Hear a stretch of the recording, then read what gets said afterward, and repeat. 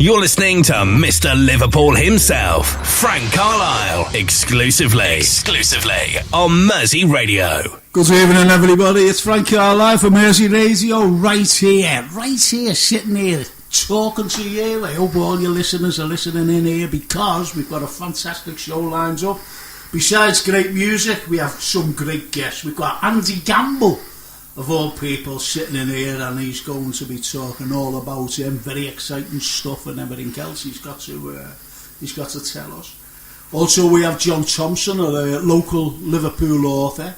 Absolutely amazing what he's actually written. All about Liverpool, by the way, all about Liverpool. And Ian O Brien. He's a very special guest of mine tonight, so he's only be talking about his career and everything else. Well, anyway, besides, as I said, great music. But yeah, that particular song, the opening song, was by the Searchin, Andy Gamble and the Searchin, and which is absolutely amazing because that was for Mo down there in wonderful Tilbury, because she keeps asking, when is Andy on, Frank? And I was saying, oh, he's on next week, and Andy can't make it. Well, anyway, he's here tonight. So, Andy, right facing me sitting, how do you feel finally being here tonight? I'm finally here, Frank. It feels great. Oh, pleasure to meet Jason and Ian alike. Yeah. And a hello to our number one fan, of Mo Gibbons, all the way down south. She's an avid follower of us, Frank, Facebook, social media. Yeah. She always comes to all our gigs whenever she can. Yeah. So, yeah, she's a brilliant supporter. Well, that was for her anyway. And, you know, as you said, she's a wonderful lady, actually, and she does go to all the gigs and everything else. And right facing me also, we've got Andy O Brien. No, it's not. It's Ian O Brien. Hello, Ian. How are you? Hello, Frank. Well, that was it, wasn't it? That's the end of that, wasn't it? Well, hello, Frank. The big time there, yeah. Yeah, the big time, yeah. Well, to be honest, listeners, I was just saying before we come on the show, I had a guest on once, a big Liverpool supporter. I was just saying to the lads, you know, I said, we had this fella on, and because I was listening to this fella, he's going on about Liverpool, do this and do that, we should get this and we should get him, and look at this and look at that. Oh, he was very vociferous, and I said, do you fancy coming on the show and talking? And he went, yeah, it's it, right, I will. Anyway, he came on the show, and I couldn't get words out of him. I was saying, well, what did you think about how do you think the season's going so far? It's all right. Okay. Well, what do you think of man of the match? You know, what do you think? How he played? Do you think he was man of the match? Yeah. You know, so it's terrible just trying to get words out. Anyway, I've got a message through. And it's from Mark David Kinnish. Hi, Frank and everyone on the radio this evening. Looking forward to the show. And one of my good friends being an author, well, he said, author John Thompson, about his new book. I've got it, and it's brilliant. So listen, John, it's not worth coming on because Mark's just said that it's brilliant. No need to think. So we'll be seeing you in the very near future when you write your third one. Okay, so I'll be seeing you very soon, John. Well done, Mark. You've just finished John's radio career with me. I'm only joking. We'll be seeing you later on, and you know, you'll be telling us about your wonderful book. I've got to ask you fellas, right? No, I've got to tell you this. Jason normally picks me up. So when I asked Ian to come on the show, Ian O Brien, I said, are you mobile, Ian? And he went, yeah, I'm mobile. And I went, oh, that's great. I said, when you come over, we'll run up. And he went, oh, yeah, no, that's great. Yeah, okay. So anyway, he comes to me home, rings the bell, the door open. There he is, standing there with a bike. I thought he had a 4x4, you know the way he's standing there with a bike. There was no need to laugh at me stabilisers, though. Yeah. Yeah, the acoustic motorcycle, I call that. See, no, Well, you never lied, really. You were mobile, weren't you? Well, you know, saving the planet. So how did you get here, Frank? Was it on the angle bars, or did he give you a takey? well, to be honest, I would have got on the crozzy. You know, he used to get on the club, but he had no crozzy. Yeah. Ah, right. You know, so I said, I'll have to phone Jason. Clinging onto his laptop. Yeah, well, I phoned Jason up, and he went, how are you getting up? I said, what do you mean, how are we getting up? And he said, I'll come for you. I shouldn't have gone. I should have left you. I would pay good money to see you turn up. Like something out of Last of the Summer Wine on the front of that bike. On the front. I would have loved it. So, well, that's what I was just going to say, because what do you think of the weather? Oh, the weather. Yeah. It's lovely weather for ducks, isn't it, as they say? Well, this is it. It's always the way, whenever you have to go outside or survey jobs outside, as I've done today, the weather's just been absolutely horrendous, isn't it? The weather. Do you want to buy a bike? Yeah, oh yeah. Like now, do you want to buy a bike? You do have a chauffeur, don't you, for the show, no? Do what? A chauffeur for the show. A chauffeur? Do we have a chauffeur for the show? Yes, and he's one of the finest producers. I was just going to say, he's got his hand up high there. Yeah, no, A chauffeur. But shut off, you know. But the thing is, you know, I have to say, yeah, he's brilliant. You know what I mean? Well, I'll never get a lift again. I'll never get a lift again off him. Well, that made up. I've actually met the little boy wonder in the corner now, as Frank calls him week in and week out. All right. So I'm quite pleased. Well, this is it, you say, boys, because I'm trying to send a message. I'm trying to send a message to someone, and you know what? These are awful. These two, aren't they? You know, they won't talk, will they? Anyway, Michael Carter's just come in. Michael Carter, and he's seen you there performing live as well, and he said that they're absolutely brilliant. Oh, that's brilliant. This lad's all the way from Belfast, by the way.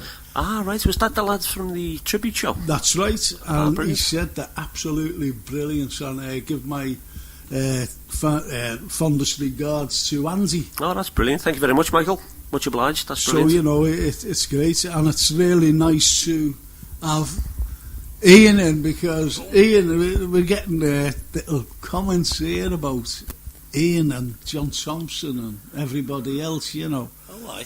Yes, so it's going to be a fun-packed show. Do I owe someone money? Well, I think you do, you see. You know the taxi driver, which is Jason. Yeah. Anyway, I've just finished my little... I just hope the Soch don't tune into this. Oh, this is awful, this, isn't it? I've got to send this off. Anyway, it's sent off. It's absolutely wonderful. Right, so listen, football, lads. You're two big Reds, aren't you? Liverpool football fans. I keep an eye on the So on the what team. you think of can I finish the sentence, please, Ian? Say, he just comes in, made up on the show, and he doesn't stop. He doesn't let me finish the sentence. Anyway. So what do you think, lads, of, you know, what's coming out, or, you know, whether it's a rumour or whatever, that there's been a big bust-up with Jurgen Klopp and the board? Right, I didn't know that one, Frank. Yeah, because apparently he targeted, this is the thing that's been, like, bantered about, he actually put his targets in, and they said, yeah, no problem, buy them. Then all of a sudden he pulled the plug and said, no, they're too expensive. So, Right, yeah. and then the Coutinho affair. Yeah. Well, we know that Jurgen Klopp wants to keep Coutinho for the simple reason you don't sell your best players. Yeah. It's as simple as that. So you try to hang on. And apparently, you know, whatever's going on, according to this report, alleged report, they've said no, sell them. So, you know, it's that sort of scenario. Yeah. How do you feel about the price tags on players, the likes of Neymar and Coutinho? 200 million. Scary. Neymar, 110 million. Just too much now, I think. I mean, how are they going to sustain that? Well, no matter how you look at it, Ian and Andy, here's how I look at it. To have the best, you've got to pay the top money. You've got to, no matter what. You even have to pay the top wages. And, all right, there's agents. So the agents, to me, have ruined the game. Mm-hmm. They've ruined everything because they're out for their 10% or whatever percent in it. And if you notice now, agents are family members. Yeah. The family members. So they're out, for a big pay deal themselves. Yeah. And they look after their kid, so to speak. This is my brother or this is whoever. And I want the best for him. What can you give him? What can you offer him? Yeah. And also, what can you offer me? Yeah. So, you never know what's going on. What's going on. I mean, I've always, from the opinion that, your average lad that goes the match. I mean, I've always said this, and I know it sounds like a whinge and it's a bit old hat, but my Uncle Arthur, season ticket holder, Anfield, years. I mean, honestly, years. And basically, once a game, priced out the game, it's can't afford to go. Well, do you think that's the sadness of it? Because, as you said, older generations are being priced out. I always remember Roy Keane coming out a few years ago, and no one cottoned onto it. I did. I'm not saying, ain't I clever sort of thing, but I cottoned onto what he said, and everyone was having a go at him. And he said, what the working class man has been priced out of the game. All as we've got now is the prawn sandwich brigade. The prawn sandwiches, you see. Yeah. And they all slagged him off, because they were going the game themselves, but he got slagged off. I said, no. But he's right. Yeah, definitely. He's right. Everything is corporate now today. It is corporate. If you were building a new stadium and you could fill the stadium with corporate people, that's all they build it for. You, I, or anybody else wouldn't go in. Do you know, in 2007, I was working at Anfield in corporate hospitality. I was doing a degree, John Moore's, and it was just, a little learner. And I was amazed, seeing what was going on in the corporate side of things. I mean, the game will have kicked off after half time. They'd be finishing the entrecôte steak, and making sure that the champers went down before the football. In other words, the steak was coming before the the football was the afterthought. You know what I mean? Yeah. So that spoke volumes to me, and it was just. But we've just got a. It was so passionate, Yeah, but we've just got a text through, and it's from Michael Carter actually. He said, "This is Liverpool." He said, "We're shopping at Lidl at the moment with these owners. We'll be shoplifting next." And so this is how it's affecting fans. Yeah. And if you look at Liverpool fans, they've been split right down the middle between the support of owners, shall we say, and no support of the owners. So it's split down the middle. But I think I'm just being a devil's advocate here. I just think that now the sway is going toward or against the owners. Yeah. The sway, definitely. Yeah. So, anyway, lads, I've got to mention, I'm doing a coach tour on Sunday. Oh, yeah. And this coach tour is going to be great because it's funny. I put it down and I went, right, I'll just do this because I was asked. Someone turned around and said to me, Frank, why don't you do a coach tour or a walking tour?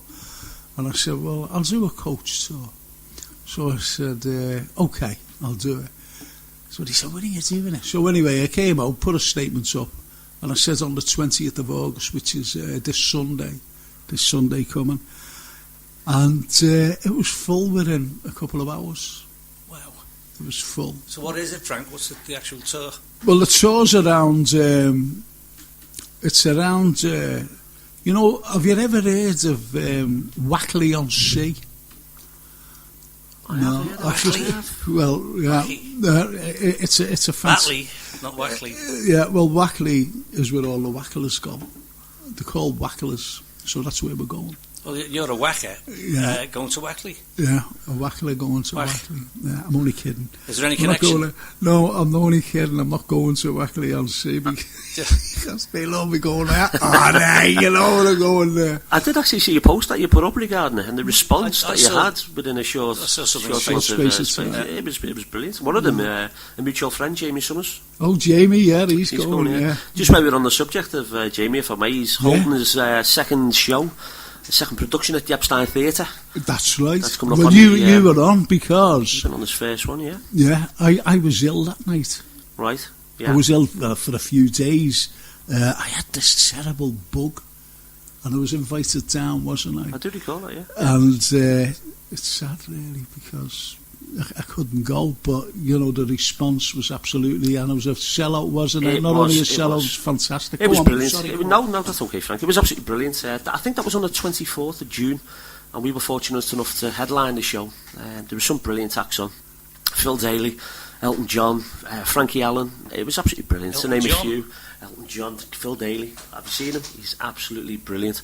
But moving on, he's doing another show on the 8th of October, and again it's at the Epstein Theatre, but it's a matinee performance this time. It's on a Sunday, so it's starting at 2 p.m. The doors open at 1 o'clock, and he's reduced the prices this time as well. The first show was $16, he's reduced them now to £15. Some of the best lineup he's got. I mean, there's us again, and again we're fortunate to head the. Well, you've got to say that, you know, someone could have just tuned in, hasn't a clue. You know, but who's us then, you know? I know, I keep saying that. Thank you very much, Frank. Searchin. There you go. Searchin. I apologise. So the Searchin, we're headlining it. Then he's got the great... I love this fella, he's brilliant. He's been on Ruby Blues, seen him many times. George Gallagher, he's absolutely brilliant. Then we've got James Franklin. James Franklin. And Frankie Allen. Now, I've seen Frankie Allen many times, probably like yourself, and he's always been a bit of a blue comic, should we say. When I was talking to Jamie, and he said that he was getting him on the very first show, because he's backed by popular demand, as he says. And I thought, I've never ever seen Frankie do a clean show. And you know what? He was absolutely brilliant. The performance that he put on, it took me away, you know, it really did. And many more. Now, I know there's been further acts confirmed since this poster that I've got in front of me. But if you go on his website, you know, just even on Facebook, just search for Jamie Summers and it'll come up. I searched the Epstein's website. It's actually called Jamie Summers and Friends. The finest lineup in Liverpool this year in one stage. Again, those shows on the 8th of October again, and the show starts at 2 p.m. So look out for that one. It's going to be brilliant. Absolutely. It's the 8th of October on a Sunday. It is, yeah. It's a Sunday afternoon. Yeah. He put it out there on Facebook after his first show that he done. I said on the 24th, and he was asking again, would you like another Saturday closer to Christmas, or about a Sunday afternoon or something like that? And the response that he got back again, no, let's do it over Sunday, because that'll cater for a completely different audience. Absolutely. I think that's the way he was going. Well, I hope he doesn't bring his banner along, you know, with this, you know, for the sides of the coach on on Sunday when we're going over on a historical tour. He most certainly will. And I think I'm right in saying, Frank, from Jamie and myself, that you will be our guest on the afternoon. So, you know, we'll get you in the green room meeting all the cast. That'll do me and a few biscuits. And if it's anything like the last show, I can guarantee it's absolutely brilliant. And then what happens is we then follow on then to Ruby Blues, and was it Ruby Blues or Smoking Road? I can't think where we went now. It's the Cotton Club actually, which is upstairs, isn't it? Yeah, and that's where they have the after show party. So again, brilliant show for £15. You can't complain. You can't complain, can you? Because that is, and we will be talking about it, and you will be coming on before October anyway to talk about it more, Andy. Yeah, no worries. Seeing that we've got, you know. Anyway, enough about that, because I don't know what time it is yet. It's 25 past. And what we're going to do, we're not going to play a song, are we, Jason? No, we're not going to play a song. But you know what, boys? People often say to me, you know, about these tours, they say, where's your favourite place that you go and you get off and, you know, you look at things? And I can't give them an answer, because no matter where I bring them on the tour, you know, we do get off the coach and I explain a few things. I'm saying, yeah, look at this and look at that, and I explain. But there's no favourite place, because everywhere is so full of history, no matter where I bring them. And, you know, it's only around the city centre, by the way. You know, the periphery a little, and then we go in then.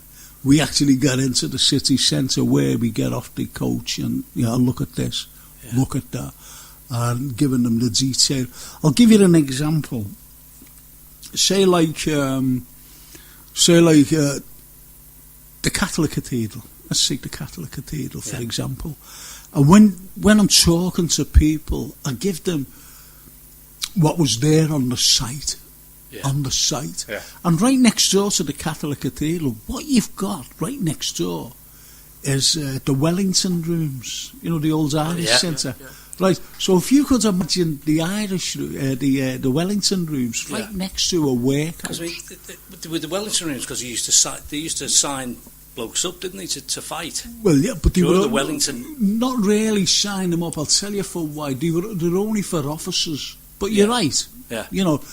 See, the thing is, why they were called the Wellington Rooms, built by a fella named Macken, for example. And he built this in 1816 as a great gesture for the victorious Wellington over Napoleon the previous year at the Battle of Waterloo of 1815. So that went up, you see. But think about it. And you think about Hope Street, Georgian houses, fantastic, where the privilege lived, fantastic. Then you also had the 1837 medical institution where all the top medical fellas were situated throughout the country, all there, right? And yet you've got right in the middle of them a workhouse. Why do you think, boys? Why do you think that a workhouse was in the middle of there? And don't forget, you've got the likes of Brownlow Hill, you've got Mount Pleasant, you've got Abercrombie Square, all these fine buildings, rich people, yet stuck smack bang in the middle of them, you've got a workhouse. Any idea why? Why that would be? Yep, why? I have no idea. No, yeah. Well, it's a tricky one because the Wellington Rooms, are they the ones that wouldn't fight? Well, no, because they were all officers. Or were they going to be navvies building the cathedral? Well, this is it, you see. Workhouses were people. That's what it meant. When you define workhouse, it's work, 18 hours a day, house where you could get a roof over your head. Yeah. So it's a big institution. Not only that, but when you look at the Guardians' homes in there, it's a big 13-foot perimeter wall so you don't see what's actually behind it. Yet, if you go into the Guardians' home, inside the actual workhouse, it's sumptuous. Yeah. It's beautiful. And, the proper gentleman. Brilliant. However, the workhouses themselves inside were horrible places. Yeah. And those people had to work up to 18 hours a day. Free labour. So it was those people out the workhouses that built all the lovely Georgian buildings and everywhere else.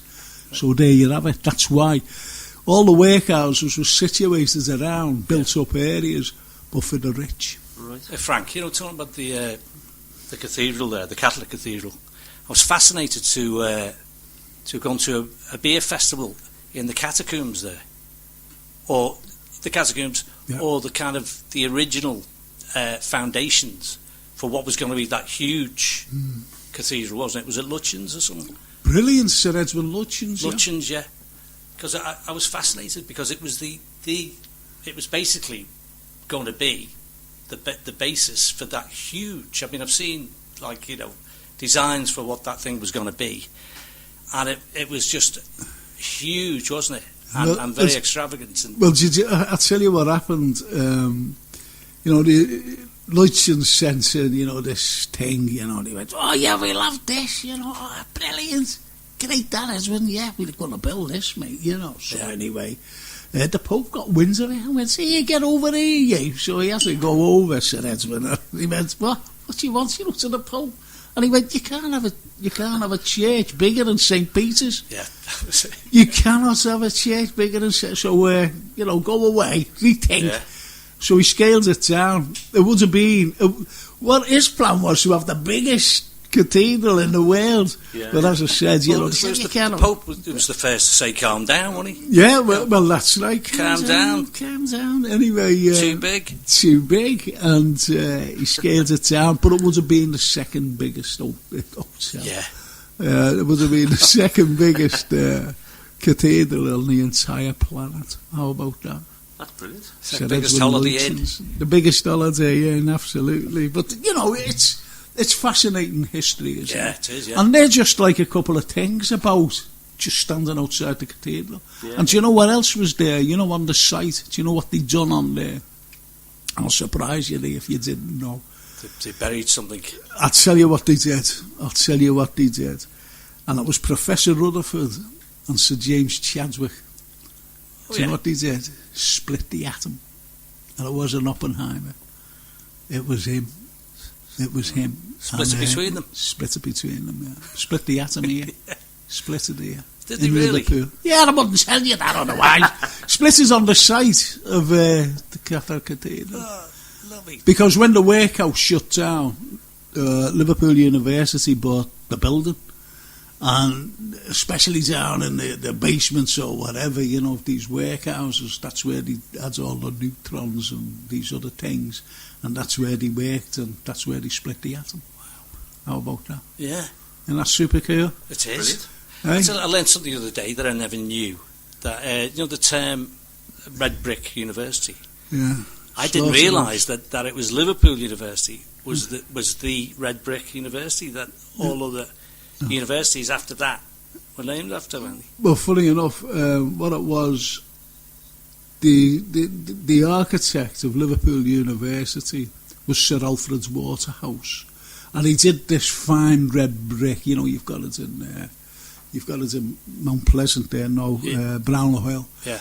So this red brick, but it's his own colour, and it's a blood red. So he had the nickname of Sir Alfred's Slaughterhouse. Oh, Sir Alfred. And do you know what else he built? I'll tell you what else he built. He built the actual, Great Western Hotel on Lime Street. You know, facing right facing St George's Hall. Yeah. You know, the plateau. You know, that massive hotel. That was the biggest roomed hotel in the world at one time. I believe, yeah. And when you look at it, absolutely, I tell people about it because you have to look at the building, how it, when I'm describing how it was built and what he placed in it, by the way. And right. I can't tell you here now because you'll have to be looking at the building. Yeah. And you do go, wow. Okay. Because everybody goes, wow. You know, when they explain what you think that is, and they go, don't know. And when they explain, they go, wow, and then they can see it. I'm actually quoted as saying, beauty is looked at with a blind eye until it's explained. Because, you know, you can look at something, boys, and go, oh, isn't that great? But when it's explained, definitely, the aesthetic comes out. In the land of the blind, the one-eyed man is king. That's it, brilliant, absolutely. All right. Hey, Frank, Jeez, show me it. Jason, how long is he on for? Go on. Here's one for you. I've heard, right, now, the fact that I've heard it means it probably isn't true for a kick-off, but bit of a tragedy. St George's Hall, it was a competition, wasn't it, to design that, the architect. Yeah. And the guy that won it was only young. Yeah. You're completely wrong, I know what you're going to say, but carry on. Is it true that it was built the wrong way round? Jason, I was told that every major building... Are you listening to the fascia of every major building faced out to sea. Oh, right, yeah, okay. And it was the other way round.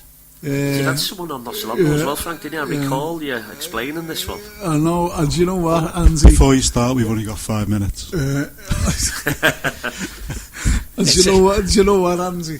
You know, when you look at what Ian said, you can tell that he's never seen any of my DVDs. So when is he on again, Jason? I was watching Star Trek at your house. Oh yeah, he must start there. Do you know what? He came in and the advertisements are on, and he sat down, and I'm sitting there, And I said, listen, I'm watching Star Trek. He said, I own it. There's only one James T. Kirk. He said, I don't watch anyone else. And I went, well, have a look at this, and there's James T. Kirk. And you all loved it. You know? It's only because I can't say Jean-Luc Picard. Yeah, well, this is it. You see, you've got to be French, or a French-Canadian. Oui, c'est normal. Yes, you know. Well, anyway... Enchanté. No, it wasn't built back to front. It was built the right way because there was a church behind it called St. John's Church, hence St. John's Gardens and St. John's Lane. Yes. Not only that, because in 1836 Lime Street Station came to the fore, and they wanted something so people, only the rich people, you know, like yourself, Ian, like, on push bikes, yeah, you know, could get off the train, and when they get off the train, they go, oh, look at that. The push bike's the new Range Rover. Shut up. So which they did, you know, going back, which they go, wow, look at even now, you know, today. So, no, it was built the right way around. I have one last question about that. Go on. Did the guy who designed it... he died in Jamaica. He died in Jamaica, and no, I was going to ask, he died of was he a Liverpool consumption. Well, to be honest, shut up. So, you know, it was one of those. It's one of those silly myths, because when you look at St. John's Gardens, what surrounds a church? What surrounds a church? Cemetery. Because people, the myth is, oh, it should have gone into the gardens. It shouldn't go, you know, this should have gone into the... There was no such place as gardens. It was a cemetery. Yeah. You see what I mean? You know the plateau. I was going to say the patio there. You know the plateau. With the no, it's wrong. It's wrong, because the gardens was done by Henry Shelmerdine in 1906. Whoa. The church was knocked down in 1898. St. John's Church demolished. Yeah. They had to take out, you know, the bodies out, interred them somewhere else, and cremated some of them as well, not everyone. And they left, you know what's still there? 2,000 French prisoners of war from the Napoleonic Wars are still buried in St. John's Gardens. Really? Yep. So therefore, it wasn't built back to front. It was built so that the people off the, you know, getting off the train facing Lime Street Station would go, wow, which they do today even. Yeah. So, no Merseyrail was that old? Well, there you go. So there you go. It wasn't built back to front. You asked a question, and I explained it. Thanks, Frank. And the lad, Elms, Harvey Lonsdale Elms, who designed it, he's a great young man, fantastic architect, and he died 7 years before its completion. That was what I was going to...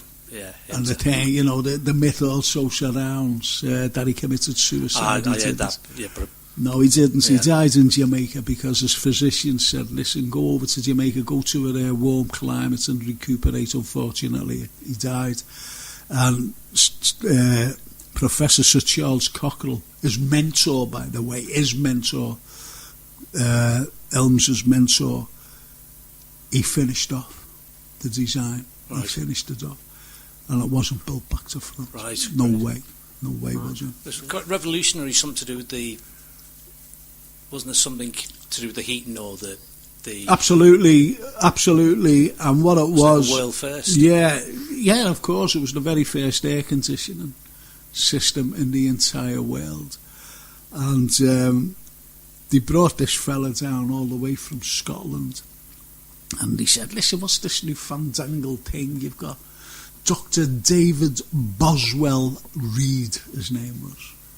Dr. David Boswell Reed. I love how he rattles these names. And he just came down. This is all from his head. He's got nothing written in front of him. And he just said, listen, he said, what do you want? And he went, well, what's this new fandangled thing that you call air conditioning? You know, what is it?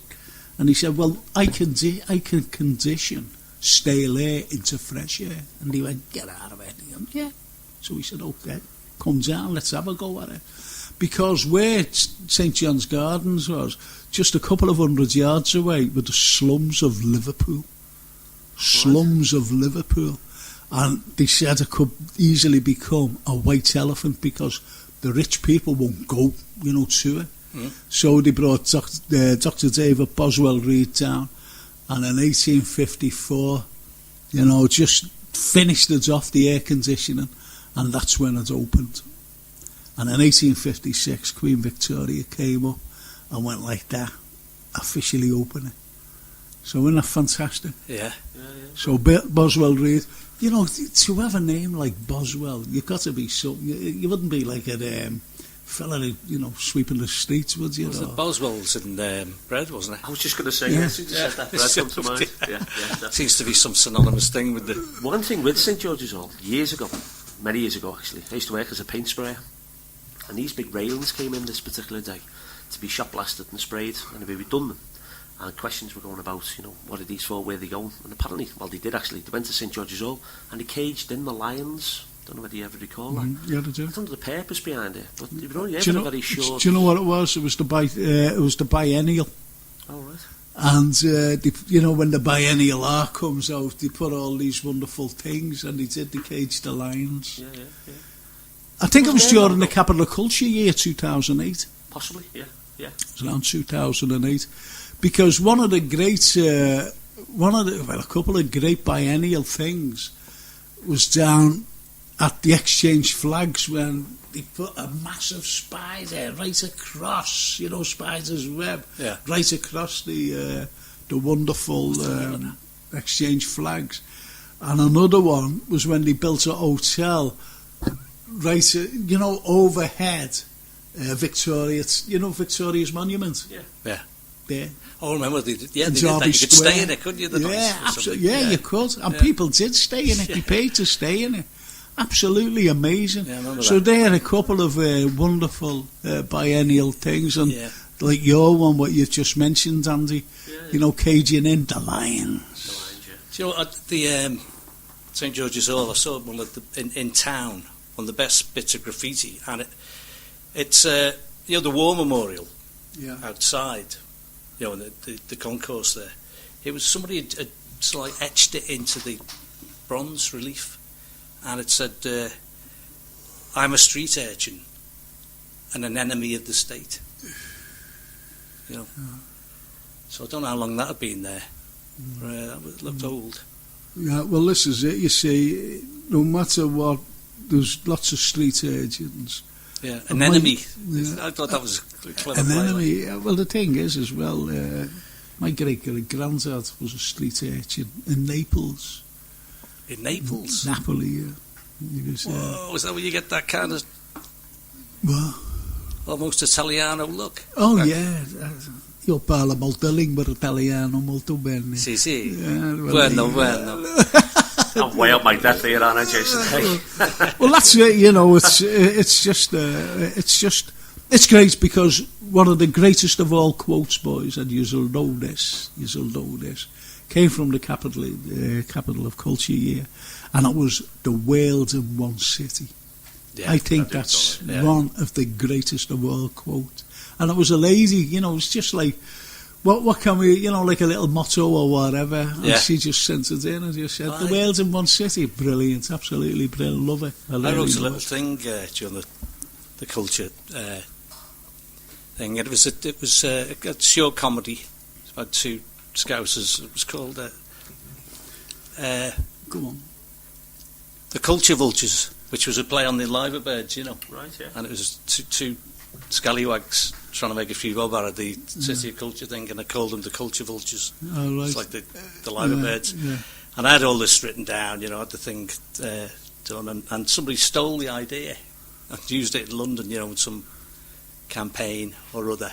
Yeah. So me thing, the Culture Vultures, was...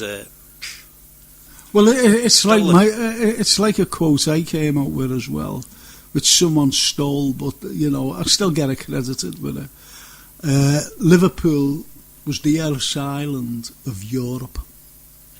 Oh. Right? Which, and but someone stole that as well off me. But, I am accredited with it, really, But anyway, we're going to go over to a song, and it's this is for Mo as well. She's getting all the thing. Mo Gibbons down there, and Tilbury, and it's Sweet for Me Sweet, and it's by the Searchin again.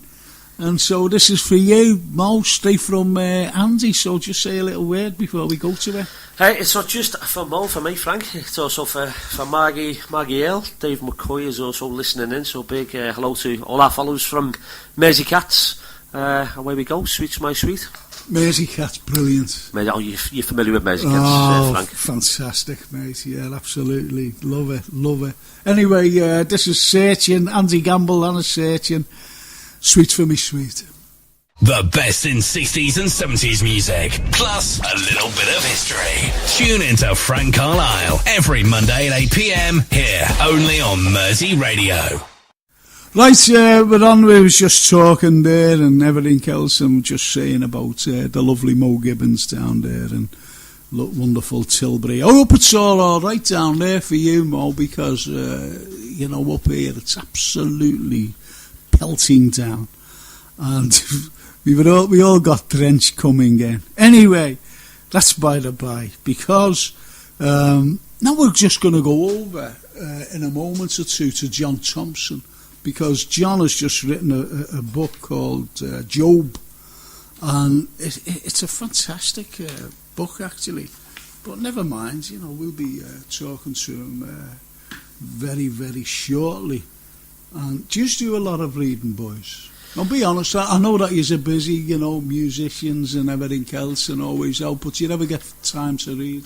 I personally don't. No. It's one of those things, like bringing my daughters up at that, at night time reading the books, the wife takes over or whatever.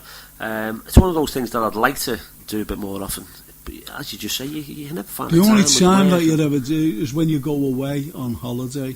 But you can't do it because you've got to look after the kids, definitely. and entertain them. But the likes of me good self, he goes away on his own. Yeah, I like to read. I'll be old.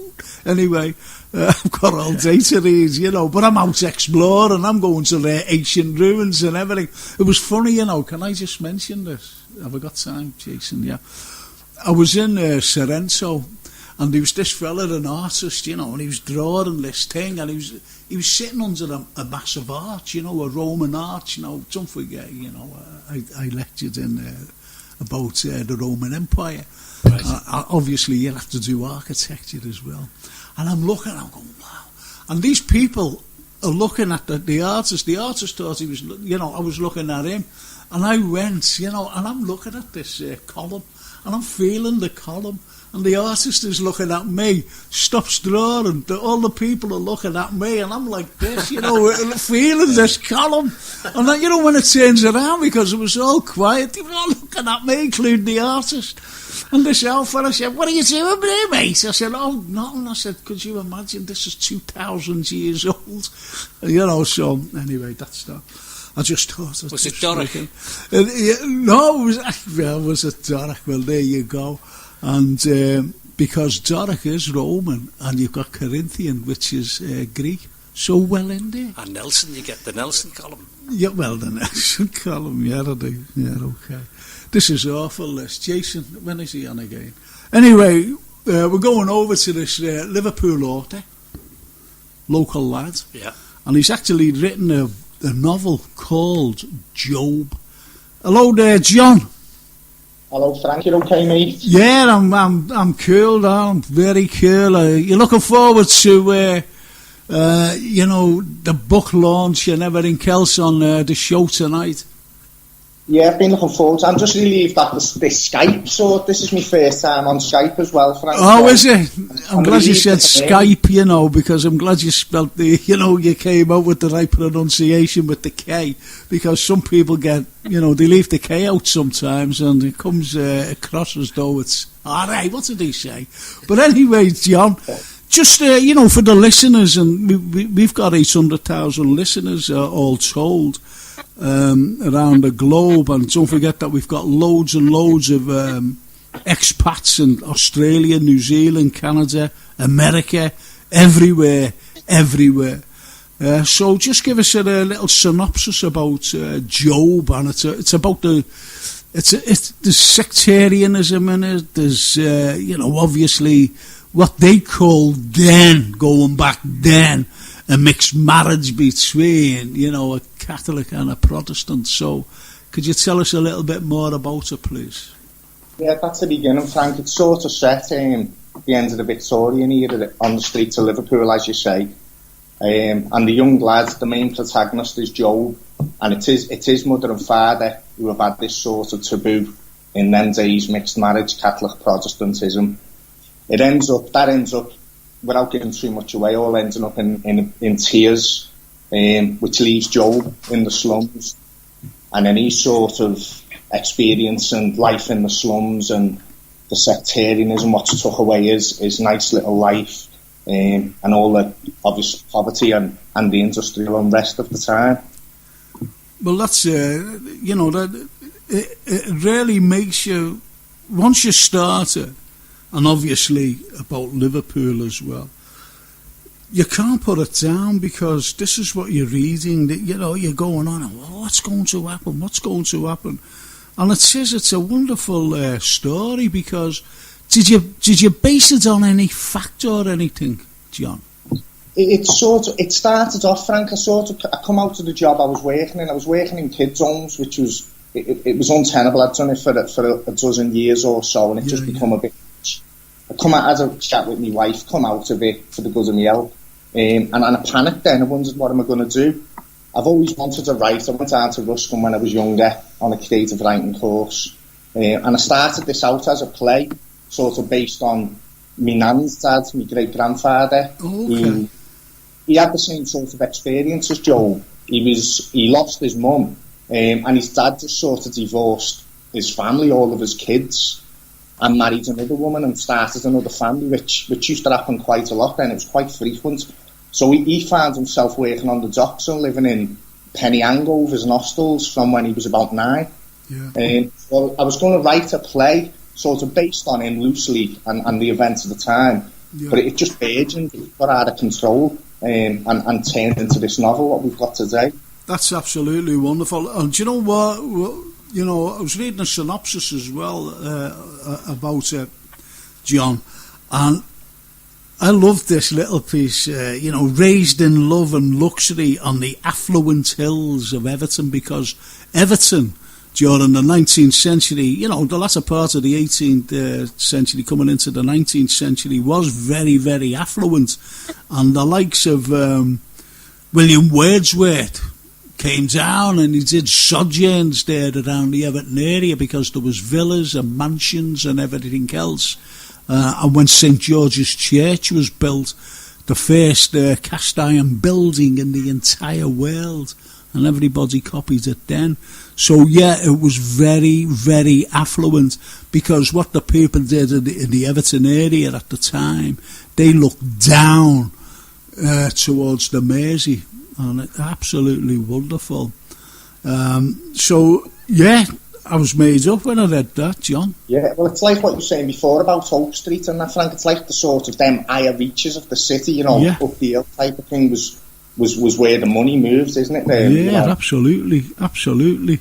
Because what you've got, you've got this sort of scenario, which you actually have brought in this wonderful book of yours. And I like because there was a lot of sectarianism involved in Liverpool, right up to the 20th, you know, the latter part of the 20th, and a little bit more in the 21st century, might I add. You know, nothing is all plain sailing now at the moment. But having said that, you know, you do bring in a lot, and I'm talking about controversy. You know, you're bringing in the slums, you're bringing in the rich and the, you know, the poor, the health and the wealth and the, you know, the death and the disease. Absolutely amazing what you've done, and you know, you should be congratulated, to be honest.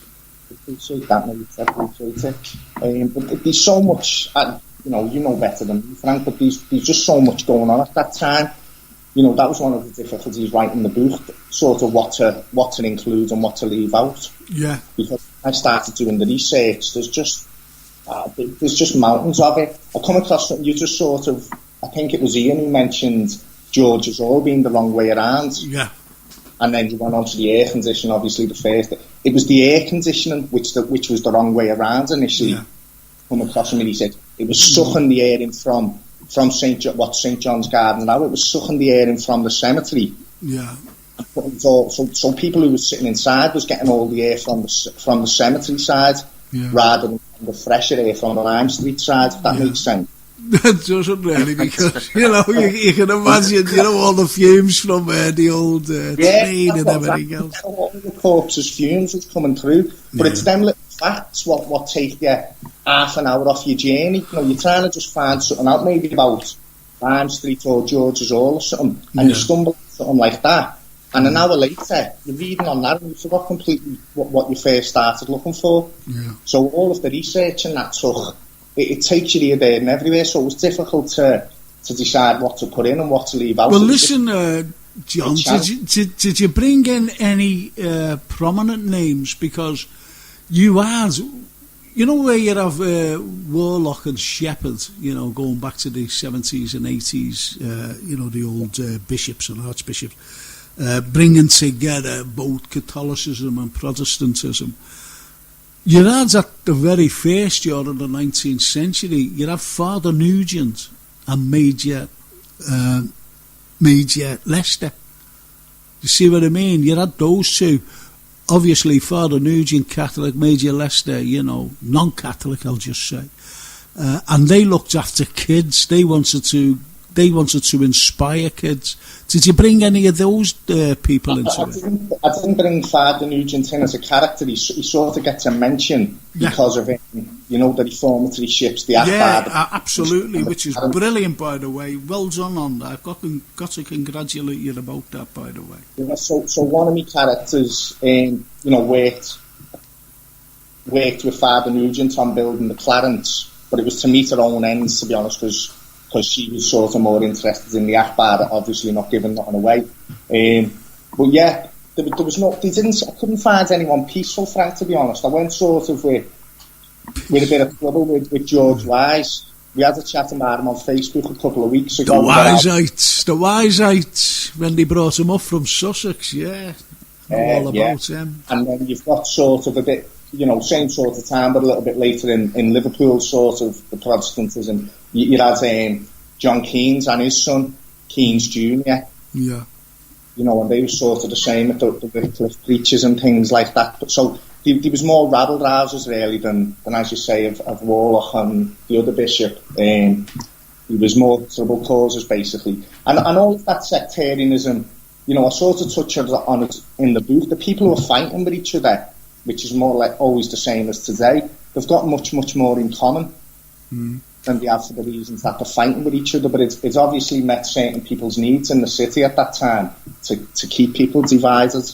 Well, to be honest, like as I said, we've got people listening in all over the place. This fella's just texted in from Belfast, and he said, going back to religion, my partner, whose uncles and aunties, the uncles were brought up Protestants and the girls were brought up Catholic, and that's in Belfast. Yeah. How's that?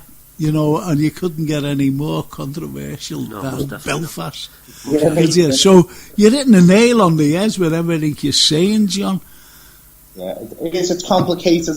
As you just touched on before, it's a lot better now than it was then. Obviously, I remember being a kid and it was okay, but sometimes it weren't okay, depending on what time of the year it was. But in them days, when Jobe's growing up, it really was. It was a massive part of daily life, I suppose. It really did segregate people. Absolutely, because where you've got, you see, look, without me sounds and.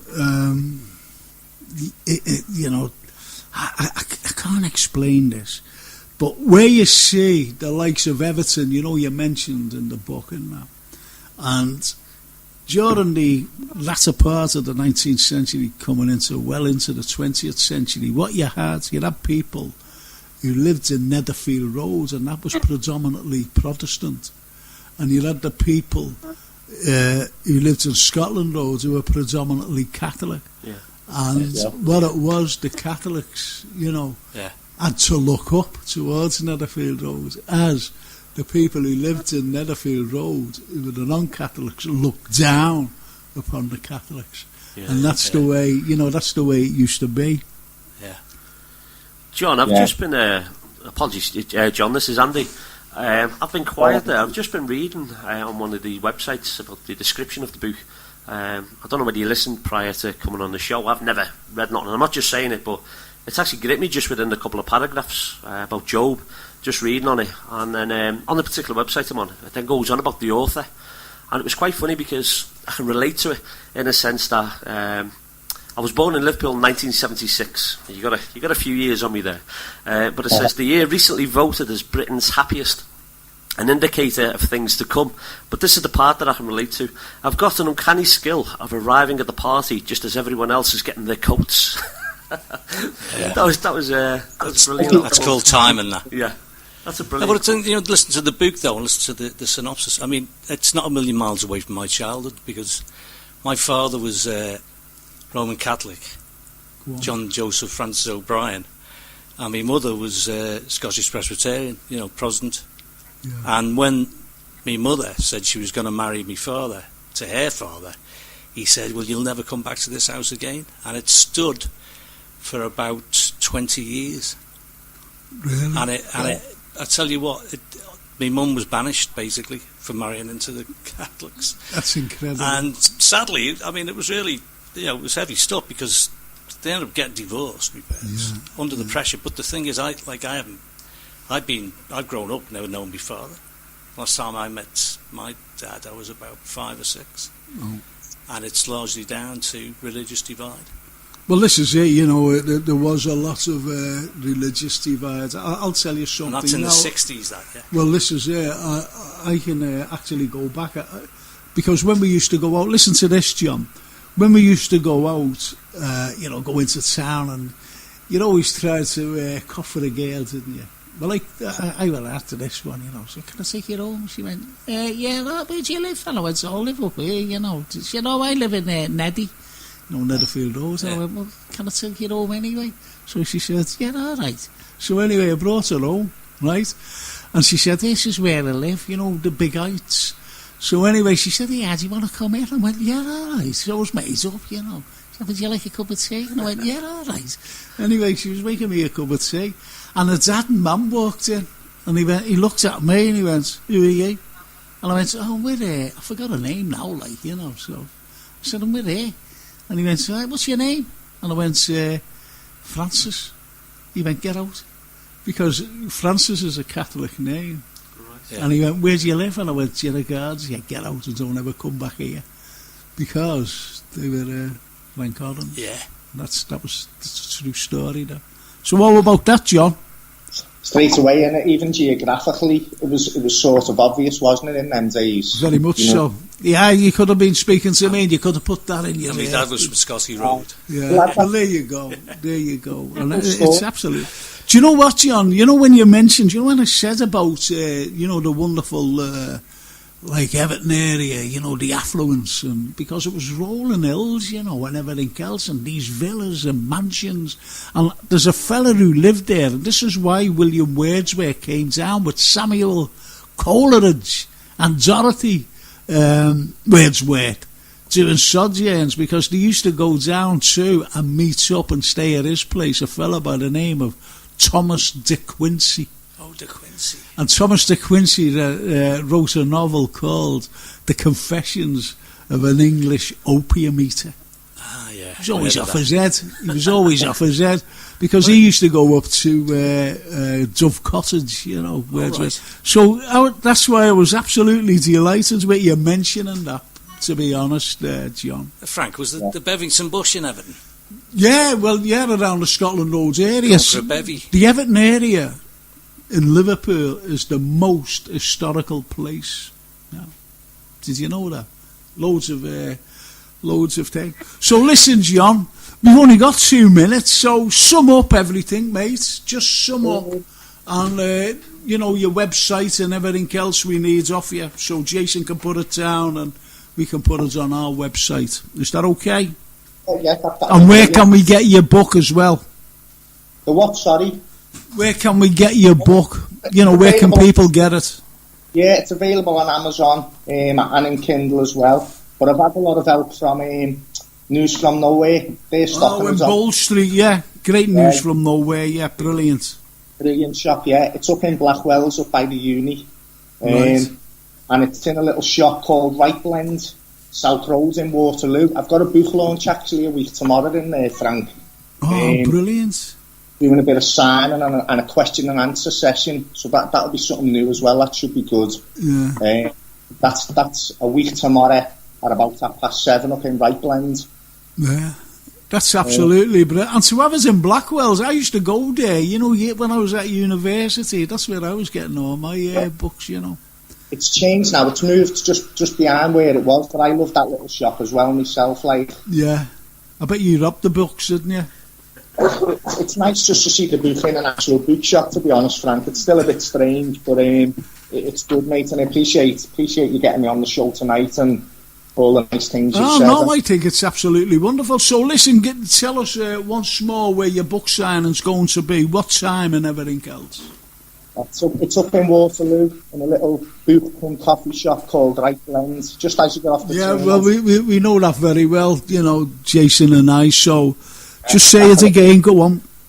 Right Blend in Waterloo. That's the 22nd of August, a week tomorrow, and that's from 7:30. And that'll be a nice little book signing and question and answer session. That's wonderful, you know. Okay. Such wood, that'll go as well as tonight has, mate. Oh well, I'm sure of it because you know it's a great little novel. It's all about what we had to go through, whether you were Catholic or Protestant, and the slums and the deprivation and degradation and the squalor and everything else and ill health. Yeah. So yeah, absolutely wonderful, John, and congratulations. On my book, Jobe's the legend, but anyone who's come through that, to be honest, them slums and the disease and managed to raise the family, that they're all legends really who we've come from. John, I'm being honest here, mate. I'm being honest. You said that. I'm sitting looking at a legend named Andy Gamble, another legend by the name of Ian O Brien, and my producer Jason Pinnerton. He's another legend, and you're a legend yourself, mate. Well done. Congratulations. Thanks very much, mate. Thanks, fellas. Well done, mate. Yeah, well done, John. Take care, mate. Thanks a lot. Take it easy. And you. Bye-bye, John. Bye, mate. See you soon. Thanks. See you soon. Bye-bye now. Well, wasn't that well? What do you think of him, mate? Nice fella. Isn't he a lovely fella? Yeah, most definitely. It's a nerve with me. well, this is it, you see. You know, it's one of those particular things that, you know, these fellas... You know, he had to get away from his job because, as he said, it must have been, you know, playing on his mind and everything else. Left it, what shall I do now?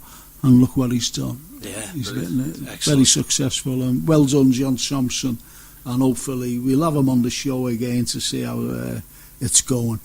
So what we'll do now, we'll play 2 songs, because what we do, we play 2 songs, give us a little break. And we have a cup of tea, as you say. So these 2 songs are brilliant, by the way. And it's it's by Ian O Brien, who's sitting right in front of me, you know, looking at me. And one's called Psychobabble. Psychobabble. I'm not going to ask you to explain that because it's got to go right on. And you might explain it later on. And DNA Cowboys, King of New York, both by Ian O Brien. And take it away, Ian. The best in 60s and 70s music, plus a little bit of history. Tune into Frank Carlyle every Monday at 8 p.m. here, only on Mersey Radio. Oh, wasn't that absolutely great? And that came from Ian O Brien, who's sitting right opposite me here. Anyway, we've got people listening in Germany, believe it or not, and we've got a lovely girl by the name of Astrid Krutzfeld. Isn't that a wonderful name, Astrid? It's like astral, isn't it? You know, where you're into the astral sort of I thought it was a Vauxhall car. It is. It's Vauxhall like it's like celestial, isn't it? Yeah. Very celestial. Anyway, I think that's a lovely, lovely name. Astle Culsford. And who else is listening in, Andy? Yeah, there's George, good old George from Barroch, Krista Holman. Yeah. So a big shout out to them, and obviously we'll see you in September when we pop over. Yeah, what's happening? Because it's exciting news, isn't it, for the band Searchin? Yeah, it's brilliant news, to be honest with you, Frank. Since we started back in 2006, I think like any band or any... I don't use the word musician because I'm not a musician, but you'd always have a little bit of a bucket list, and the bucket list is the places that you want to play, and I've been fortunate enough to have played a couple of them. St George's Hall, which we mentioned previously, I've played there. The Philharmonic Hall, the Epstein Theatre, a couple of ones still to do is the Empire, I'd love to do there. And we also wanted to go to Germany because, let's face it, as Beatles fans, as Searchers fans, that's where we wanted to go. And it was just a case of, I think it was December, just last December or this January, and I just, obviously social media, and someone liked our video and said, it'd be really good if you lads could come over to Germany. So, just very flippant, we'll sort it and we'll be there. Isn't that absolutely wonderful? 9 months later, on away we go. But I'd just like to say a very personal note, if I may. The hospitality that the Germans are giving us, it's just absolutely brilliant, it really is. They can't do enough, literally. It was a case of, come over here, we'll sort your gigs, we'll sort the venues. Now they've sorted the hotels for us. They're meeting us at the airport, they're taking us to the digs, to the hotel, they're taking us to the venues. We're staying in St Pauli, just on the Reaper Barn. We've got a couple of gigs there. Then we get picked up on the Saturday and taken to a place called Laurenburg, which is about 40, 45, 50 minute drive away from where we're staying. And again, the hospitality that's been shown us in, they're taking us there and bringing us back. And we've even mentioned that we don't want nothing for free. We'll pay our way or whatever. No. You're our friends. We've never even met these people, Frank. It's just all over the internet, all over social media. And as I said, the hospitality shown by them is just brilliant. So that's our exciting news. Obviously, Germany comes in September. We've had a couple of inquiries now about going out to Norway. That's still in its very early stages. So hopefully, let's see how Germany goes. And there's talk about going back over there again in early February. So possibly next year, 2018, could see us in Germany and Norway. Isn't it? Well, if you're going to Norway, my advice for you is to put a Liverpool kit on. I think they'd all flock to see you, rather than your black and white. Yeah, definitely. Yeah. Not the first person to say that. But it's absolutely wonderful what you're doing, and the Germans. I went over there teaching formal education to the squaddies kids, and and I went there and it was it was midwinter. Yeah, it was freezing, and where I was staying, I was actually staying in it was like, like sheltered accommodation for the old people, and they didn't have to get looked after. And when I was freezing, absolutely freezing. So we walked through this door, from the street. This is like this fella bringing me in. It was around midnight. It was freezing. So anyway, he opened the door, and as soon as I got in, the heat hit me. It was absolutely wonderful, Yeah. So that's my fond memory of just from the absolute freezing cold to the beautiful heat. Yeah. I mean, I've done some playing myself in Germany, and my mate's right. But listen, they're so kind. I'm sorry, Ed. You can come in there. I've got a message off Monty Connor from Atlanta, Georgia, and he said, "Say a big hello to the guys. It's absolutely a fascinating show." Now, Monty is also in a band called Pussyfoot, and we were talking to Jamaica, weren't we, the other week, Jason? Is this the lady drummer? No, that's Laura Gilchrist. She's a singer, this girl. She's absolutely wonderful with Pussyfoot, and they're expecting to come over here to Liverpool, to play a few gigs well. Yeah. Wonderful, and he said, say hello to the guys for me, and it's been exciting, and I love their music. So brilliant. Cheers, thank you very much. Okay. Hello, so, America.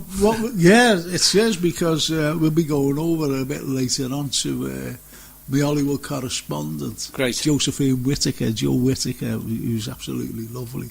Anyway, what was you saying there before, Ian? What was that about? I haven't a clue. It was just about your tour of Germany, about them being very I've been over there playing myself, and so friendly, kind. I was just saying that it's the first time in my life as a performer that I've said to somebody who's paying me that they've paid me too much, and that was in Germany. I was trying to give some money back.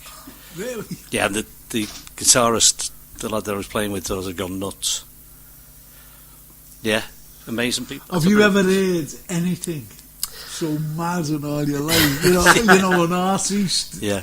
Mind you, the lager's that good, you see. I'd had a few of the lagers. Yeah, definitely. One of the places that I did want to go, one of my great uncles, Joe, and he served in the World War II.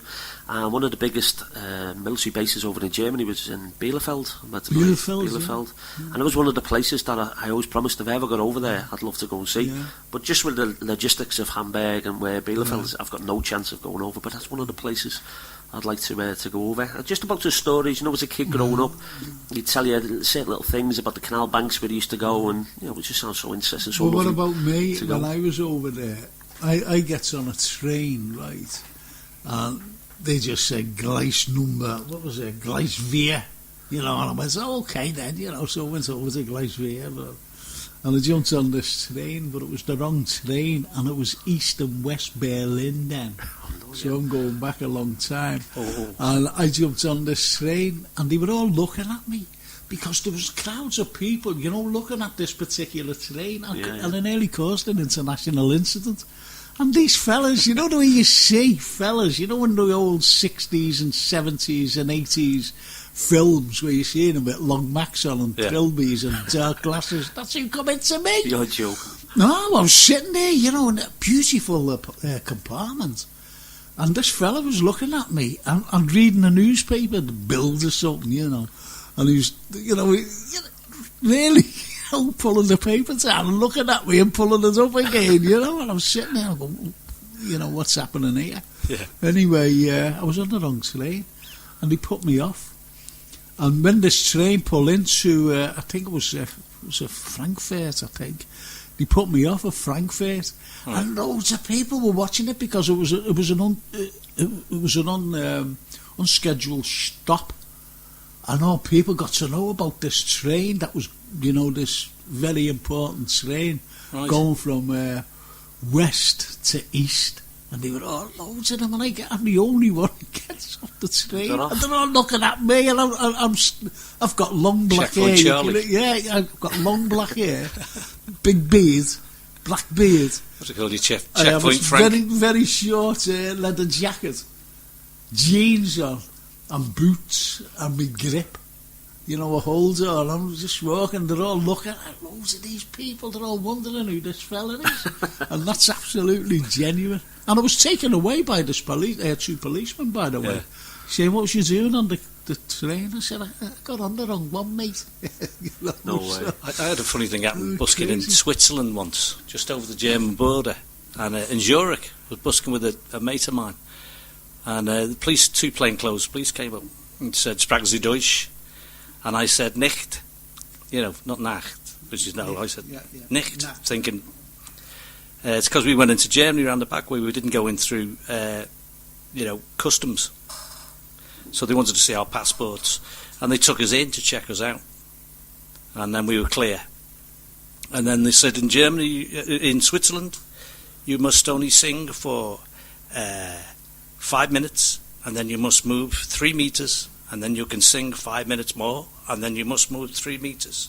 And that's how it is. So they were watching us to check that we didn't go over the 5 minutes, and I paced out the 3 meters. My mate was timing the songs. And this is what was going on in Europe. So the next thing is they came over and gave me a hot bag. I thought, what's this, a brown paper bag? I thought, oh dear, this might be the big Swiss, on your bike. Do one, And it was hot chestnuts. It was winter. And they said, we're sorry for detaining you. Welcome to Switzerland. And basically what it was just a wind-up. Really? Yeah. Go away. They were laughing themselves daft. And I was going, right, 3 meters. Boom. That's it. Do you know what, though? Have you ever heard of the Bader Meinhof gang? Oh, yeah. right, I was coming through. I wasn't in them. No, well, I was coming through from Germany, you know, when I was working there. And we were going over to Amsterdam, you know, me and these other fellas. So you can imagine me. As I said, I was just over there working as a teacher. And I had this long black hair and beard and everything. I never ever changed anything. We were going to Amsterdam, you know, for a good weekend, a good time, if you know what I mean. Anyway, we get stopped at the border, Venlo. And I think the likes of, you know, your friends there, like the likes of Astrid would know this. And I get stopped, I'm not saying know this, like I'm a bush, you know what I mean. Yeah. So anyway, we get stopped at Venlo, right? And these people just came from everywhere. And I'm talking about big Germans, you know, with big guns. And they thought that we were part of the Bader-Meinhof thing. Oh. That's absolutely genuine, that. Never been so frightened in all my life. Right, you know, so it's things like that. Someone says, you want to write a book? I said, I have. Did you tell me you were Frank Carlyle off the radio? It was a shot me. Don't shoot me, I'm Frank Carlyle off the radio. What are you doing? Funny enough, you mentioning that. You know, like what you just said there. So you can't shoot me, I'm Frank Carlyle. I always remember doing some research. And it was about the British Empire. And when they were in Khartoum, you see this a little drawing, a little like drawing of this particular. Do you know the way you get those drawing sketches, like say Trump today, you know, and there's a little caption underneath, you know, poking fun, little cartoon type thing. And going back to the 19th century in 1882. You know, you see this particular fella, and he's being stringed up, you know, tied up, and there's another fella with a big sword, you know, he's got the turban on and everything else, and he says, you can't behead me, I'm British. You know what I mean? And that was their attitude, you know what I mean? Yeah. That was the attitude then, which is strange. But anyway, getting back to you. You used to be in, this is Ian, sorry. Getting back to you, Ian, you used to be in bands, didn't you? You know, can you name a few bands that you were in? People might remember them. You know, I've been in many bands because I started performing live when I was 17, you know. So that was about, 10 years ago. No, only a joke there, people out there. I think they could see that. That was it, you know, kind of nothing major. I mean, I've been in good bands that have had record contracts and stuff. Yeah. You know, been quite lucky there. In the 80s, I was in a band called the Action Transfers, and we charted with a single called The Light, and that was getting hammered on Radio 1 every day for like a summer, around about 84. And we'd signed a record deal with a guy called Harry Barter, who was a bit of a London kind of, you know. Mm-hmm. I'm sure he was one of the Craze, this guy. Yeah. But we signed a record deal with him, and they gave it away when we did our first gig down there to kind of promote the single. Yeah. And the place we played at was a club called the Embassy Club, which I found out a few years later was the Craze old club. You know. Really? So and I've got this guy coming up to me, you know, it's like, great gig, Ian boy. Yeah, stick with it, and there's money in this for you. You know. So it was one of those jobs. And that was great. And we had a couple of singles out, the Action Transfers. Really enjoyed that. And then I moved on. I was in a band called the DNA Cowboys, who ended up getting signed up. Just heard the song. Yeah. Well, that was recorded at Roger Taylor from Queen. Really? That was recorded at his studio and at his home. Yeah, because he heard a demo of me band in London. We had a fan of the band who had a demo, who knew somebody that knew him. Yeah. And the next thing is we find out that Roger Taylor was a big fan of the demo. And, cut a long story short, went down to London. He wanted to meet us. Yeah. So went and met Roger, and he had his own label called Smashing Records, and he signed us up. And that was just fantastic because what was he like as a person? Great fella. He seems a nice fella. I used The to old drink, two actually. Brian May. I met Brian May when he was up here. He was lovely. You wouldn't believe it. I told him. I mean, day one of meeting him, I said, Roger, let's get one thing clear. I'm not a fan, and he loved that because he was surrounded by sycophants, and fans and stuff. Yeah, so I ended up becoming friends with the man. I used to drink with him man to man. There's a screen. Well, I'm a big fan of Queen, to be honest. Went into a pub in Surrey with him once, in the middle of nowhere. Me, Roger Taylor, and a bodyguard. And the bodyguard sat on another table, and Roger, everybody looks round and recognises it's Roger Taylor, And I'd known him for about a year at this stage, so the novelty had worn off, And I turned around and shouted over the heads of these people, all well-to-do in the Surrey stockbroker belt, I shouted, Roger, I'll get these in. You're working. Because I was signing on at the time. So he found that most funny. So, yeah, great fella. Because, you see, people forget that Queen lived in Liverpool when they first started out. Do you know what? Can I come in there? And they got their name from Liverpool. Really? Yeah. It's above a shop. It's still there. This big kind of... It's not in Queen Avenue, is it? A sculpture with the Queen... The Queen, yeah. The kind of the... Yeah, Queen's arms yeah. whatever it is. Queen Victoria. Queen, that's what I mean, Queen Victoria, the monument. Had Queen written on it, and that's apparently where Fred got the name from, yeah. Go away. Yeah.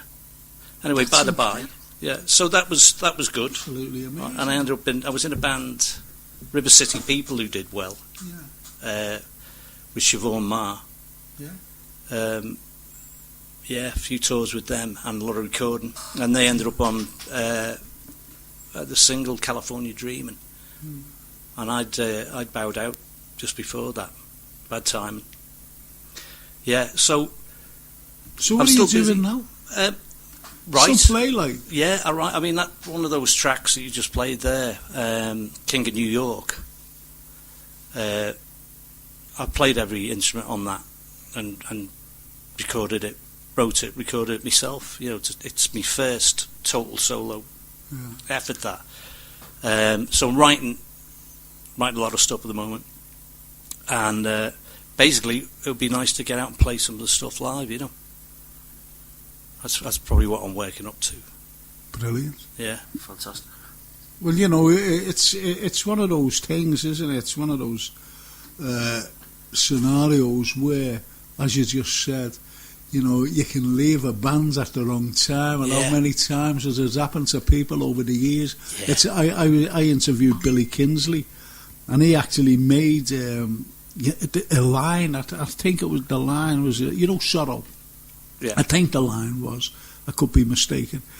Where it was, you're the devil's daughter, sorrow. That one, that particular line, and they forgot to copyright it. And then Bowie did the cover version. That's right, he did. We lost out there big time. But this is, it's just absolutely wonderful stuff, what you've said. And, Queen, because I've mentioned this numerous of times. I went down to see Mott the Hoople and Hawkwind at the stadium, 71, 72 or something like that. And I went down there because God gets in, because I just loved Hawkwind and Mott the Hoople. So watched all the bands, the support bands. And when I mentioned it on the radio, and a thing came through and said, Frank, I was there. I was there at that particular show. I knew it was one of the support bands you mentioned, that you didn't know of. You said the support bands were there, absolutely wonderful, was Queen. There you go, yeah. So I actually seen Queen raw, if you like. Yeah. Support. When we just kicked off. So that excites me. We got Joe Honest Joe coming on. Yeah, so listen, boys, well, yeah, of course, we're going over to and play a song, and this is a wonderful song, and it's one of my favourites, actually, because, as you know, the death of... last week, the Rhinestone Cowboy himself, Glenn Campbell. Glenn Campbell. And this very sad. This is absolutely wonderful song because it's got so many fond memories. Yeah. At the time in the 70s of people who were dear to me. Yeah. And some of them have passed on, unfortunately. Yeah. And so it's a term of endearment, in all honesty. You know, this round-stone cowboy. Yeah. And this is what it reminds me of. And we're going to play it right now, and, you know, for the great lamented now, Glenn Campbell. Yeah. If you like classic rock, tune into Will Meadows, Saturdays at 8 p.m. for the best in classic rock and great guitar music. For all your around the world sports news, tune into Neil Garner every Monday at 10 p.m. on Mersey Radio. The best in 60s and 70s music, plus a little bit of history. Tune into Frank Carlyle every Monday at 8 p.m. here, only on Mersey Radio. Wasn't that absolutely wonderful? Even Gilchrist, you know, a regular guest, who'll be here next week with his lovely daughter, Laura, talking music, and also Paul Capper there on next week. But you know, he just said, nice tribute to the Rhinestone Cowboy himself, Glenn Campbell. Great choice. So, well, Glenn was going to say, but Ed will be here next week with us. So, what do you think, boys? You know, Rhinestone Cowboy, everything else, and guess what? I've got to say a happy 8th birthday to little Heidi Gamble. Little Heidi Gamble. Happy birthday, Heidi. The big 8. Go on, sorry there, Ian. I was just saying happy birthday, Heidi. Well, this is it, you're saying, and she's a big 8, and don't forget, in 2 years' time, you'll go into double figures. Double figures, you'll be 10, and 3 years' time, you'll be a teenager. 10 years' time, you'll be married, and your dad will be skint because he'll have to pay for your wedding. It's going to be a terrible time for your dad. No wonder he's going to Germany to earn. I thought you were going to say I'll be grey. I was going to say I'm grey already with them. He's got to earn all these euros, you know, to come back with. Anyway, we'll be going over to Joe Whitaker, who's our wonderful Hollywood correspondent, and I think she'll be talking Donald Trump. Besides, interesting. You know, well, yeah, because Donald. Well, you know, you've got to understand the way America is, especially when Trump became president of the United States. Because when he first started off, he's, you know, I'm going to be president. I want to start. It was a joke because he was never a politician. He was just a businessman. Yeah. And he just blew them all away, didn't he? Except Hillary Clinton. I mean, I thought the Reagan thing, you know, that with an actor, you know, you thought that was pushing the boundaries, but to get, you know. And he's got no diplomacy skills whatsoever, and no matter how long he's in power, he'll still have no diplomatic skills. Yeah. And I think more people would dislike him than like him, if you like, by the time he finishes. I think they'd have Nixon back, wouldn't he, instead? well, Nixon, you know, don't forget what Nixon did. He did two remarkable things, didn't he? One, he was the very first ever president to go to China. And secondly, he stopped the Vietnam War. He got the troops out of Vietnam. He said, we can't win this war. He said, you know, we're fighting an invisible force. And he got them out. Now, the Vietnamese are lovely people. Yeah. Whether they're north or south, and it was shocking the way, you know, Vietnam was in a war. It's like North and South Korea. Yeah. You know, it's just ridiculous the way forces, and I'm talking about powerful nations, superpowers, shall we call them, can either make or break countries. Yeah, I mean, it's like the Middle East today. I mean, the French handed it over to the Americans, didn't they?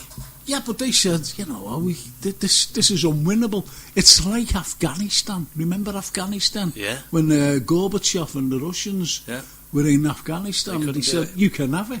He said to the Americans, and they were fighting, you know, the enemy, obviously. And when the Americans came in, they put in the Mujahideen, who now they're fighting today. Yeah. So it was just absolutely nonsensical. Yeah, endless. You know what I mean? Yeah. So.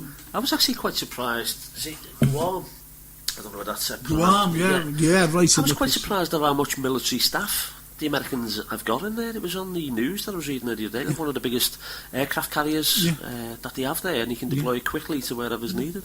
I was quite surprised. And maybe that was the thinking of North Korea as the threat, because I'm wondering if it's like, not a hidden secret, so to speak, but, you know, something that they've got up the belt that they could deploy at short notice to the public. Well, we've got one in the Ascension Islands, you know, which is in the middle of the Atlantic. The Ascension Island, and that's a strategic point for everything from like aircraft carriers to submarines to even flights, you know. So they've got them all over the place, and you know, as you said about Guam, well, that was a very famous battle during the Second World War. That's it, because Guam was a strategic place for the Americans, wasn't it? Well, the Japanese wanted. Yeah. Right. Educated again? No, not really. It's just that it's this sort of thing that goes on, you know, throughout history. What gets me is nothing new about what North Korea are doing, because I was living in Japan in you said, 2006 to 7. I was teaching over there, packed the music in, you know. A reality check, as they say in the music industry. And I was over there, and there were North Korean missiles landing in the Sea of Japan then. But it just wasn't getting the exposure, you know, in the West that it is now. No, of course. Well, you get a lot of things going on. Is it only right that the likes of 10% of Japan can build cities? The rest is you know, how can I say this? You can't build it. It's uninhabitable. Is that right? Because New Zealand's, the South New Zealand's especially, only a small portion of South, you know, the likes of Christchurch and around there. Well, Japan specifically, it's 3 large islands, isn't it? You know, and you know, Tokyo's on the main island. Now, the islands to the south and north, that might be the case. You know, in certain areas there. But I think the reason why the main island, you know, Tokyo, Honshu, I think it is. I think that's heavily populated because it's a lot more stable. Well, Kyoto used to be, if I'm correct, Kyoto used to be the capital. It did. Now Tokyo, if you take Kyoto, it's an anagram. It is. I've thought that one through. You know, so it's amazing, isn't it? Really, you know, when you look at these wonderful countries of like Japan, China. Everywhere around there, we mentioned Vietnam. You know, you've got the likes of Burma, you've got the likes of Thailand. You've got them all around. Then when you go further south, you've got the Polynesians. You know, it's incredible. When the likes of Captain Cook and people went down, you know, exploring the South Seas of the Pacific, some English explorers got to Tasmania, and when they looked at, they seen these things, and they went, "Whoa, look at these! Whoa, look at these!" Anyway, they killed them, they slaughtered them, and do you know what they actually slaughtered? The Aborigines. They thought that they were animals. That's absolutely, you know, an historical fact. Anyway, what we're going to do, boys, Andy and Ian, we're going right over to Joe Whitaker, our wonderful, wonderful and lovely, I've got to say lovely because she is lovely, Hollywood correspondent. Good evening, Joe, and good afternoon to you. Good evening and good afternoon. How are you? Very well indeed. A bit cooler in California this week. Why? 82. Oh, stop it! I'm going to come over there and slap you. I'm Jason, book me a flight all the way to LA. I've got to go over and slap Joe. Anyway, Joe, what's happening in America now with all this terrible clashes between the ultra right and, dare I say, the left as well? Yeah, it's been a very interesting weekend. I think Trump should stop playing golf. It seems every time it's relaxing, something crazy happens. Yeah, it's been quite a deal. We had neo-Nazis, racists marching, and the large population of America seems to think it's quite acceptable to be racist. It's awful. It's been a dreadful weekend. People dying, someone driving a car into a crowd. It's terrible. A young girl, 32.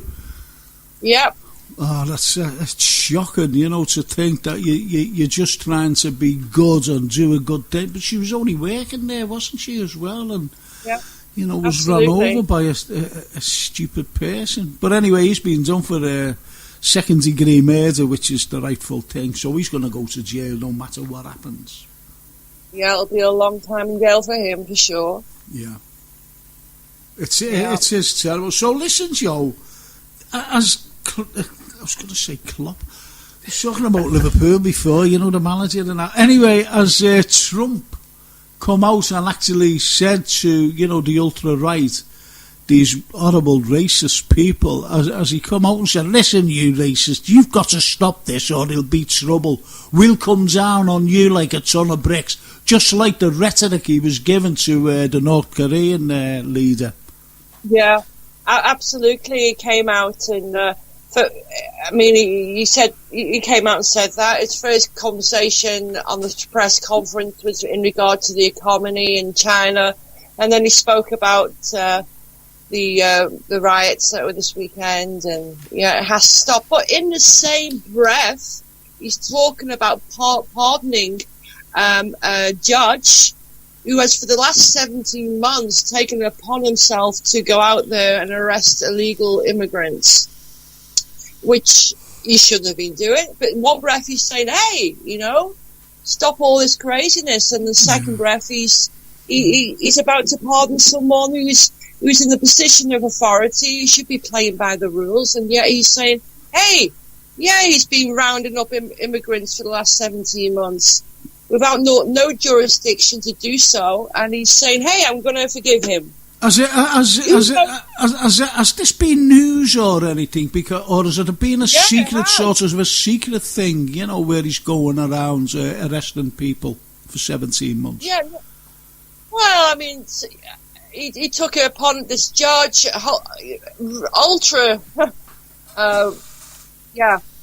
it upon himself that was the thing to do in Texas. Yeah. And this is what happens, all little things like this happen, and you wonder why these rioting, and I don't know, how long have we got to have Trump for? It just seems so scary right now. And Korea, yeah, right? Yeah, it is scary, Joe, and it's not only scary for the American people, but it's also scary for the rest of the world, because the pair of them are at hammer and tongue, and to come out with all this frightening rhetoric by the pair of them, yep. Threatening each other, but threatening world peace with nuclear missiles, and this is what it's all about, nuclear missiles, and the pair of them are just, do you know what I'd do? Well, I won't tell you. I've got to mention Val Morley, who's coming on my wonderful tour on Sunday. Val, I'll be seeing you there. Your name's down. So, I'm sorry there, Joe, I had to mention the wonderful Val Morley. All right. So, listen, Joe, I know we've just got a short time. What are you actually doing during the week? Have you got any great plans, or...? Oh, there's a couple of nice screenings, premieres, a couple of new movies out that I can't really talk about because they're not being released yet. Well, can you talk about them next week? I certainly can, boo-boo. Oh, that'll do, mate. Is there any major stars in them? Because, what you're getting now with these films, you're getting unknown stars. Oh, but you have to find actors, but they're unknown. Is there any major stars that are appearing in this? Well, I think it's Samuel Jackson, but he seems to be in everything at the moment. Yeah, that's right, he is. I was just going to say the exact same thing there. And another fella that's just come from nowhere, Mark Wahlberg. What a fabulous actor he is. They're all good actors. They're all good actors, actually, the likes of Wahlberg. I tell you what, I'm looking forward to the new Deadpool 2, out soon. Oh, nice, yeah. Yeah. That'll be good, that. Deadpool. Joe, are you still there? Yes, I'm still here. I'm still here. We have a movie out, The Hitman's Bodyguard, worth a look. Oh, right, okay. Ryan Reynolds. Look forward to the the second, well, the sequel to Blade Runner. Oh, That'll be good. Yeah, that's coming out. Ryan Gosling. Yeah. Yeah. Okay, well, listen, Joe, we've got to finish, unfortunately. Oh, no. And I love you, and I want to come over and give you a slap, but seeing that I can't go over to give you a slap, I'll give you a big kiss when I see you the next time. Oh. Either or. I like that, Joe. It's all attention. Well, listen, Joe, you just enjoy yourself. You tell us all about it next week, about these two films. Let's run through some movies that are up and coming. Absolutely fantastic. That's what I like to hear. Thank you so much, Joe. Love you so much. Welcome. Till next time. Okay, bye-bye. Well, that's it, that's Joe, and next week she'll be talking films, which is she's going to see. Anyway, I'd just love to say this now to Mr. Andy Gamble. Thank you so much, Andy. Pleasure, Frank. Thank you very much. Have you enjoyed it? Yeah, honestly, yeah, really have, yeah. It's been a privilege, honestly, it really has. Especially to meet the fantastic Jason. Boy wonder. Boy wonder, boy genius, yeah, boy wonder, boy genius. And also to Ian O Brien, this fella who worked and lived in Tokyo, and absolutely wonderful. So, for coming in tonight. Arigato gozaimasu. What's that mean? It's been a pleasure. Thank you very much, Japanese. Thanks very much, Frank and Jason. Been great. Really enjoyed it. You'll come in again, won't you? If the money's right, yeah. Oh, that'll do me. You'll have to you'll have to ask Gilchrist for that. I'm sorry for name dropping as well before, Well, Mick Jagger once said to me, never name drop. Yeah. Well, this is it, you see, and I never name dropped, do I, Jason? Anyway, it's just from me, to say a massive thank you for listening in, and to everybody, all my guests, Joe Whitaker just there, and John Thompson, who's just absolutely wonderful with his new book, Jobe, so have a look at that. And also Jason Pennington. Without Jason, the show wouldn't go on. And it's just from me, Frank Carlyle, from Mersey Radio. God's willing, see us all next week, and thank you. And I'll see us all on Sunday, 10:30, St George's Hall Plateau, if you're going on my tour. Thank you so much. Bye-bye.